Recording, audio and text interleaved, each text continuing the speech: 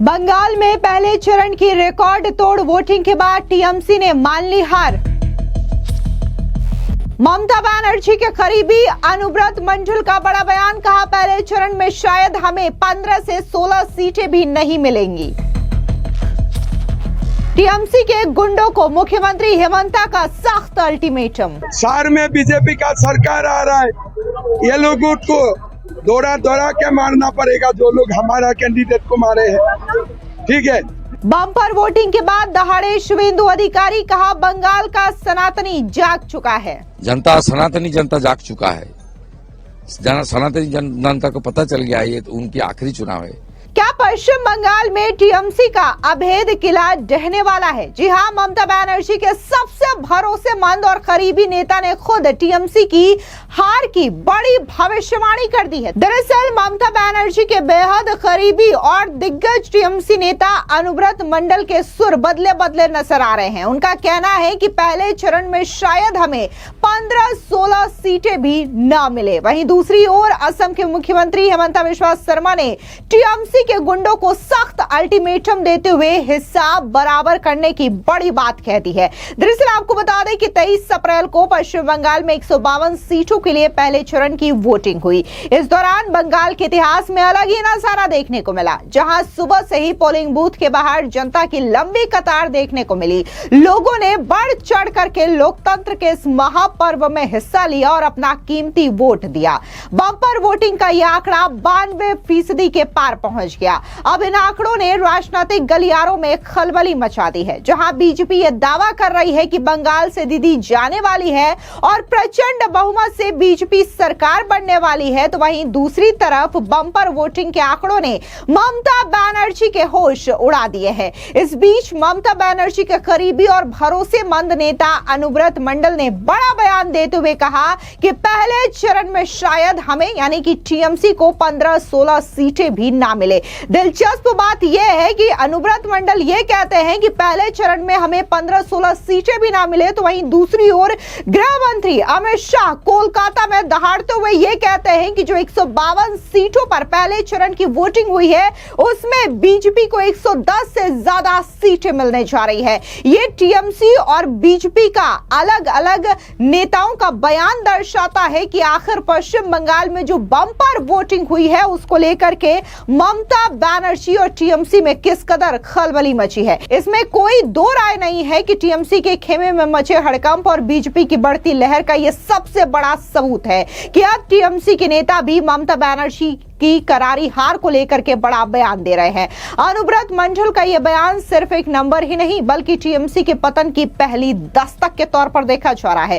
क्या पहले चरण में हार की आशंका आखिरी चरण तक पूर्ण बहुमत के साथ बीजेपी की सरकार बनाने का संकेत दे रही है? क्या बंगाल अब दीदी की तानाशाही से मुक्ति चाहता है, जिसकी वजह से पश्चिम बंगाल में ये बम्पर वोटिंग का आंकड़ा देखने को मिला? इस बीच टीएमसी के गुंडों को लेकर के असम के मुख्यमंत्री हेमंता बिस्वा शर्मा ने सख्त अल्टीमेटम देते हुए कहा कि 4 मई को बीजेपी की सरकार आ रही है। जिन्होंने हमारे उम्मीदवार को मारा है हम उन्हें भगा भगा करके मारेंगे और हिसाब बराबर करेंगे।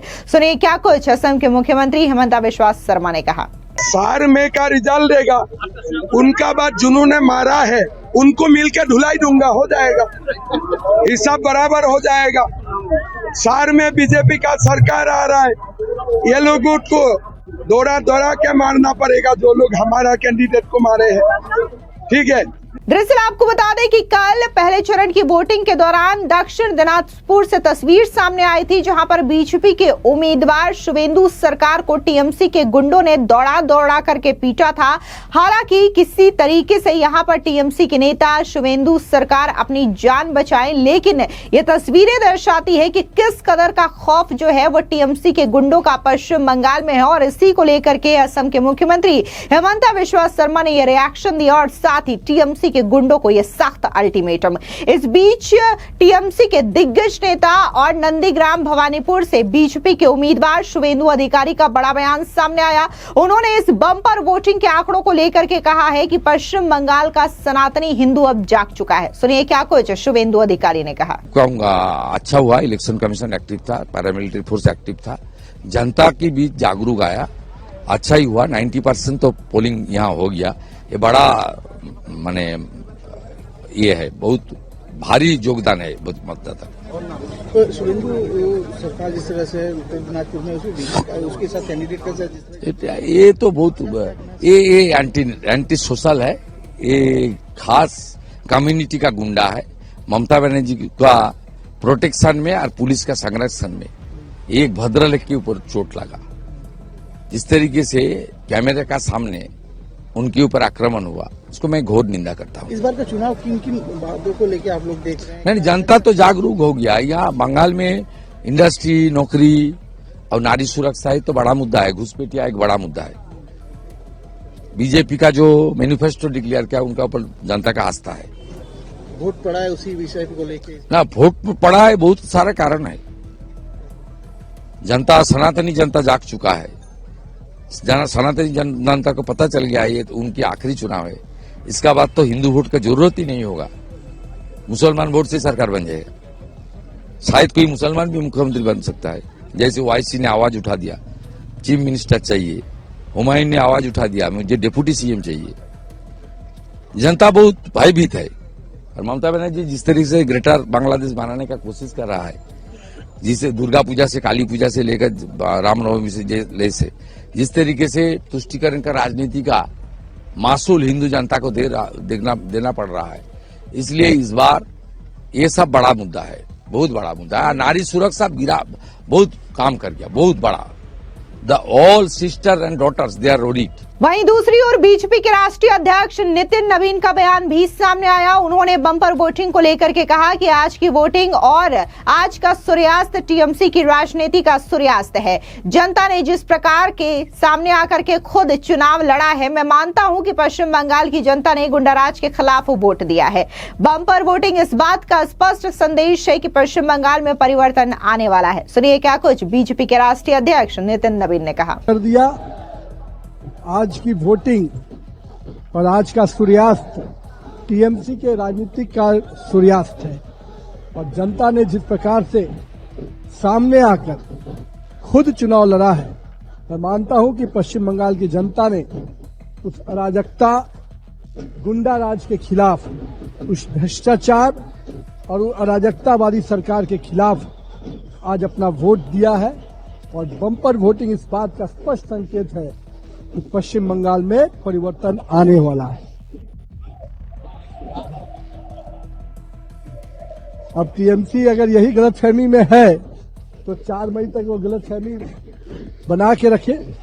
मेरा ये मानना है कि जनता के जिस प्रकार से भाव दिख रहा है आपको, लोगों का जिस प्रकार से समर्थन दिख रहा है सड़कों पर, वो इस बात का स्पष्ट संकेत है कि जनता भाजपा और नरेंद्र मोदी के साथ है। जनता देश के विकास के साथ चलना चाहती है।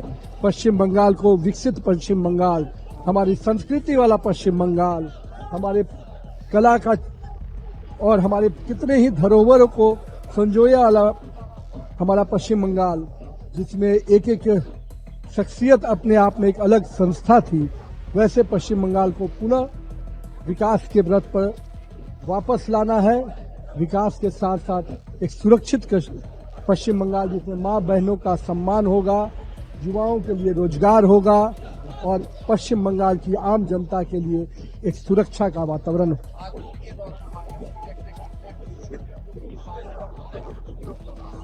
देखिए, जब दिया बुझने लगता है तो बहुत तेजी से फड़फड़ाता है। मैं कहता हूं टीएमसी का दिया बुझने वाला है, इसीलिए ये घबराहट, ये बेचैनी आप देख रहे होंगे कि अभी भी रोड शो में भी वो फ्रस्ट्रेशन दिख रहा है। मैं मानता हूं कि ये हमारी जीत को और पक्का कर रहा है और जनता और इसको देखकर और दुगुना वोटिंग करेगी।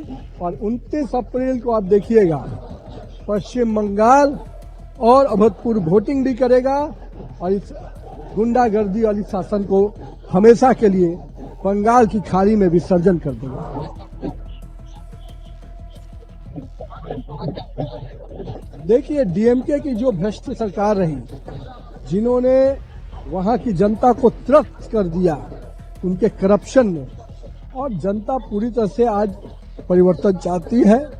और मुझे भी उम्मीद है पूरी तरह से कि एनडीए की वहां सरकार बनेगी और डीएमके के अराजकता और भ्रष्टाचार सरकार से मुक्ति मिलेगी। कुल मिलाकर के पश्चिम बंगाल में 23 अप्रैल को हुए पहले चरण की वोटिंग के दौरान जो जबरदस्त और ऐतिहासिक आंकड़ा देखने को मिला है, इसने हर कोई के होश उड़ा दिए हैं। न सिर्फ मुख्य चुनाव आयुक्त बल्कि सीजीआई की ओर से भी यह बयान दिया गया और उन्होंने भी खुशी जाहिर की है कि पश्चिम बंगाल की जनता जोर शोर से घर से बाहर निकली और उन्होंने अपना कीमती वोट दिया। लेकिन इस बीच अब ममता बनर्जी की टेंशन बढ़ गई है, जहां पर उन्हीं के करीबी और भरोसेमंद नेता अनुव्रत मंडल ने यह कह दिया है कि मुझे नहीं लगता कि टीएमसी को 15 से 16 सीटें भी मिल पाएंगी। देखना दिलचस्प होगा कि जब 4 मई को पश्चिम बंगाल के चुनावी नतीजे घोषित किए जाएंगे तो पश्चिम बंगाल की सत्ता पर कौन काबिज होगा और किसके साथ बंगाल की जनता ने खेला किया है।